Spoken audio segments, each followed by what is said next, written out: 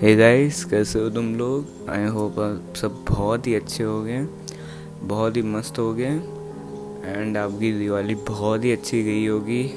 दिवाली, धनतेरस, गोवर्धन पूजा and भाई दूज, ये सारे फेस्टिवल्स आपके बहुत अच्छे गए होंगे। खूब सारे लोग मिले होंगे आपको एंड अकेले भी गुजरी है तो कोई बात नहीं, वो भी अच्छी बात है। ठीक है, तो क्योंकि अकेले रहना भी बहुत अच्छा लगता है, बड़ा फन सा आता है उसमें। ठीक है, तो आज जो है वो ग्रीन माइल का एक्सप्लेनेशन करूँगा, एक ही एपिसोड में कर दूँगा। हालांकि this movie is 3 hour long and deserves a much better explanation, but मैं उन पार्ट्स को कवर करूँगा जो मेरे को लगे कि बताने लायक हैं, हम उनको रियल लाइफ से जोड़ सकते हैं, वो वाले पार्ट। देखो, तो इसमें जो है सबसे बड़ी स्पॉइलर वार्निंग दे रहा हूँ तुमको, वार्निंग दे रहा हूँ। अगर तुमने नहीं देखी हुई है ग्रीन माइल तो ये सही समय है इस एपिसोड को ड्रॉप करने का। देखिए तो बल्ले बल्ले। और फिर भी अगर तुम सुनना चाहते हो इस एपिसोड को तो you are more than welcome. ठीक है, बट स्पॉयलर्स होने वाले हैं तो इसीलिए एक स्पॉइलर अलर्ट बड़ा सा। तो शुरुआत करते हैं एक उस मैसेज से कि जो सिंस इसमें बताए गए हैं, तुम जो छोटे मोटे जो सिंस करते हो, ठीक है, छोटे भी नहीं, बड़े सिंस भी जो रहते हैं, तो उसकी जो एक बात है कि सारे सिंस की जो सज़ा है तुमको यहीं पे मिलने वाली है। अब वो जो एक बंदा रहता है जिसको जो कि गिफ्टेड रहता है, जो कि बीमारियों को दूर कर लेता है खींच के, ठीक है, जो हमारा ऑलमोस्ट मेन कैरेक्टर रहता है, सेकंड लीड बोल सकते हैं उसको। ठीक है, हालांकि सेकंड लीड में मैं थोड़ा कंफ्यूज हूँ, बट उसी को मैं सेकंड लीड बोलूँगा। ठीक है, तो उसको भी जो है वो एक ऐसे जुर्म के लिए जेल में जाना पड़ता है जिसका उसमें कोई फॉल्ट नहीं रहता। उसमें उसको जो है वो एक छोटे से बेड पे सोना पड़ता है, उसके लाइट की, बट उसको दिक्कत रहती है कि उसको लाइट बंद हो जाती है तो उसको डर लगता है। ठीक है, and people curse him for what he has not done. ठीक है, एंड थोड़ा बहुत जो है वो सताया जाता है उसको, बट इन दी एंड अब हमेशा जो है वो भगवान के साथ में रहते हैं। ठीक है, अच्छे लोग उसको मिल जाते हैं वहाँ पे जो कि उसकी अच्छी केयर करते हैं वहाँ पे। ठीक है, एंड वो लोगों की उस बुरी हालत में भी वो लोगों की हेल्प करता है। ठीक है, तो एंड जो हमारा मेन कैरेक्टर है जिसको टॉम हैंक्स सर ने करा है प्ले, वो जब उस एंजल को मतलब मैं उसको एज क्या बोलते हैं, as concern of this episode, as this episode concerns, मैं उसको एक एंजल ही बुलाऊंगा।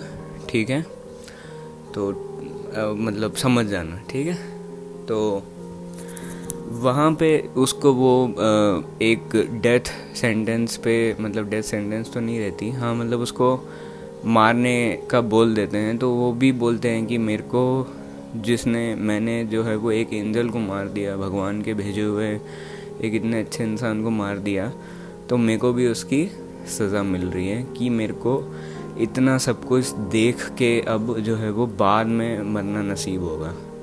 तो यहाँ पे सबसे पहले तो इमोर्टैलिटी जो एक टर्म होती है उसके बारे में तुमको बताया गया है। ठीक है, immortality is, I don't know कि अच्छी है या बुरी है, क्योंकि मेरे को अभी तक वो नसीब नहीं हुई है। तो इस मूवी में उस बारे में बताया गया है कि इमोर्टैलिटी के दुष्परिणाम, या क्या बोल सकते हैं, साइड इफ़ेक्ट्स क्या होते हैं। ठीक है, दुष्परिणाम को डिसरिगार्ड कर दो। इमॉर्टैलिटी में हम ज़्यादा जी सकते हैं, ज़्यादा लाइफ देख सकते हैं, बशर्ते हमारी बॉडी डिग्रेड नहीं होनी चाहिए। ठीक है, हमारी बॉडी डिग्रेड हो गई तो हम उस ज़्यादा उम्र का कुछ नहीं कर सकते। हम अगर बूढ़े होते रहेंगे, जैसे हमारी एज बढ़ती रहेगी, तो हम क्या ही करेंगे उस इमॉर्टैलिटी का। तो इमॉर्टैलिटी के साथ में जो चीज़ें हम फेस करते हैं, मतलब धीरे धीरे करके अगर हम 100, 150, 200 साल जी रहे हैं तो हमारे जो पास वाले जितने भी लोग हैं सब मर जाएंगे। हाँ, रिलेटिव्स हैं जितने भी वो मर जाएंगे। जो बच्चे हैं, जो उसके बच्चे रहते हैं उस पुलिस वाले के, वो पुलिस वाले के बच्चे उसके सामने मर जाते हैं और वो फिर भी जी रहा है, ठीक है। तो ये उसका एक क्या बोल सकते हैं उसको, कॉन्स बोलना, प्रोज या जो भी हो, उसकी एक ऐसी साइड बताई है उसमें, इस मूवी में, इमॉर्टैलिटी की, जो कि बुरी है ना। तो अगर इसको देखा जाए तो इमॉर्टैलिटी जो है वो एज अ कर्स कंसिडर करी गई है यहाँ पे मूवी के पर्सपेक्टिव से, एंड आई थिंक सो वो है भी, जो कि मैंने भी तुमको थोड़ा सा बताया कि अगर हम बूढ़े ही होते रहेंगे तो फिर हम इमॉर्टैलिटी का करेंगे क्या। तो आगे बढ़ते हैं।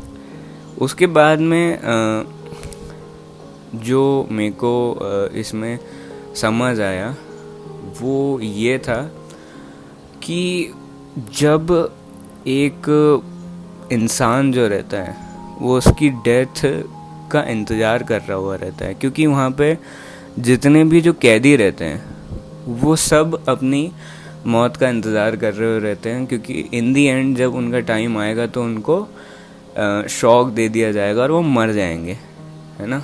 तो वहाँ का जो माहौल बताया गया है, जो पुलिस वाले हैं, जो कैदी हैं, वो क्या सोच रहे हैं, उनका माइंडसेट क्या है उस समय पे, एंड जब वो मरने जाते हैं तो वो उसका माइंडसेट क्या होता है, उस समय का, उस टाइम का क्या होता है, एंड वो उसको हर दम जो है वो एक प्रैक्टिस कर रहे हैं, जिस तरीके से वो एक शो हो, वो किसी को मार न रहे हो, वो एक शो हो, क्योंकि उनको हर चीज़ जो है वो परफेक्टली दिखानी पड़ती है for the sake of the station, ठीक है। क्योंकि उनके स्टेशन की जो नाक वहाँ पे रहती है कि अच्छे से बताना है इसको, ठीक है, एग्जीक्यूशन जो है वो परफेक्ट होना चाहिए। तो ये सारी चीज़ें हैं, उसको रिहर्सल करा जाता है, एंड वो ऐसी सोच रखते हैं कि मरते टाइम जो प्रिजनर है उसको तकलीफ़ ना हो, क्योंकि शॉक जो है वो डायरेक्टली उसके सर पे चले जाए और सर से वो जो है वो स्विफ्टली पास होके एंड वो पूरा मर जाए, ठीक है। जो कि एक टाइम पे वो बुरा पुलिस वाला करता है और वो स्पंज को भिगाता नहीं है, जिसके कारण वो बहुत तड़प तड़प के मरता है, जो चूहे को पालने वाला जो बंदा रहता है वो, ठीक है। तो ये भी है, सिंस है, उसने जो उसके जीवन में करा होगा जिसके कारण उसको डेथ क्या बोल सकते हैं उसको, डेथ सेंटेंस मिली, तो उसके कारण हो सकता है कि उसका मरना ऐसा लिखा हो। ये जो होने वाली बातें हैं, सेंस वाली बातें हैं इस मूवी में, उस पर ज़्यादा फोकस करा गया है, ठीक है। हाँ, तो मैं माहौल की बात कर रहा था। एक आपको याद होगा जो शुरू में एक एग्जीक्यूशन होता है, उसमें वो जो आदमी रहता है वो बड़ा ही डिप्रेस सा रहता है, ठीक है। उसको पता रहता है, या वो रियलिटी को वो जान लेता है कि अब इन दी एंड में मरने वाला हूँ, ठीक है। वो टॉम हैंक्स के कैरेक्टर से डिस्कस भी करता है कि काश वाली बातें, काश ये होता, काश वो होता, काश ये और अच्छा हो सकता था। तो हर एक इंसान के दिमाग में वो बात आ जाती है कि काश एक बेटर एंडिंग हम डिज़र्व कर पाते, ठीक है। एंड वहाँ पे वो लोग जिस तरीके का जो माइंडसेट रखते हैं उन कैदियों के खिलाफ, या वो जिस तरीके से वहाँ का माहौल रखते हैं, उस माहौल से तुमको एक काइंड ऑफ ना लगाव सा हो जाएगा, ठीक है। दैट्स लाइक कि आप अपनी एक दूसरी ज़िंदगी जी रहे हैं, एंड जिसके एंड आपको पता है कि कभी ना कभी जो है वो आपका एंड होने वाला है, ठीक है। उसके बाद में लगाव के बारे में बताया गया है। जब वो उस आदमी को उस चूहे से थोड़ा सा लगाव हो जाता है, ठीक है, तो वो बोलता है कि मेरे मरने के बाद में इसको ऐसी जगह पे ले जाना, इसको वैसी जगह पे ले जाना। पुलिस वाले भी इतने अच्छे रहते हैं जो उसको एक सांत्वना दे देते हैं कि हाँ यार भाई, हम इसके लिए कुछ अच्छा करेंगे, हम इसको एक ऐसी जगह पे ले जाएंगे जहाँ पे सब कुछ बढ़िया होगा, बेटर होगा। तो वो सोच को बताता है कि उनका एक सेन माइंड रखते हुए एंड वो कोऑपरेट करें इन दी एंड, वो एग्जीक्यूशन अच्छे से हो, उन्हें कोई तकलीफ़ ना हो, एंड बहुत सारी चीज़ें, ठीक है। एंड जब वो पुलिस वाले इन डेथ्स को देखते हैं एंड इन दी एंड जब वो एक ऐसे आदमी को मरते हुए देखते हैं जो कि बहुत ही अच्छा है, तो वो उनके दिमाग पे कुछ अलग ही तरीके का इम्पैक्ट डाल देता है। एंड उसके बाद में जो पुलिस वाले का कैरेक्टर है टॉम हैंक्स सर का, वो उसकी जॉब छोड़ देता है एंड विथ हिम उनके जो बेस्ट फ्रेंड रहते हैं वो भी उस जॉब को छोड़ देते हैं, ठीक है। क्योंकि हम अगर आप एक सोचो कि तुम जा रहे हो सामने रोड पे, ठीक है, अंधेरा है, तुमने किसी को मरते हुए देख लिया, तो वो जो पिक्चर रहेगी शायद हम अपनी ज़िंदगी भर भुला नहीं पाए, ठीक है। तो ये किस तरीके का नेगेटिव इफ़ेक्ट डालता है उन लोगों पे जो डेथ्स देखते हैं या जो एग्जीक्यूशन करते हैं वहाँ पे प्रेजेंट होके, ठीक है। नाउ ग्रीन माइल जो जिस तरीके की मूवी है उसमें हमें पूरी चारों तरफ से जो है वो इमोशंस और गुड वाइब से घेरा गया है, ताकि जब एंड एग्जीक्यूशन हो, ताकि जब क्लाइमैक्स हो, तो हमको एक प्रॉपर फील आए कि हाँ यार अब हमारा कोई करीबी मर रहा है, ठीक है, हमारे करीब से कोई जा रहा है। अगर तुमने शॉशैंक रिडेम्पशन देखी है तो जो उसमें रेड के कैरेक्टर का जो फाइनल जो रहता है ना, क्या बोलते हैं उसको, फाइनल तो नहीं बोलूँगा मैं, चलो कोई नहीं, मैं डिस्कस नहीं कर रहा तो वो भी बहुत ही अच्छी मूवी है, उसको भी देखना।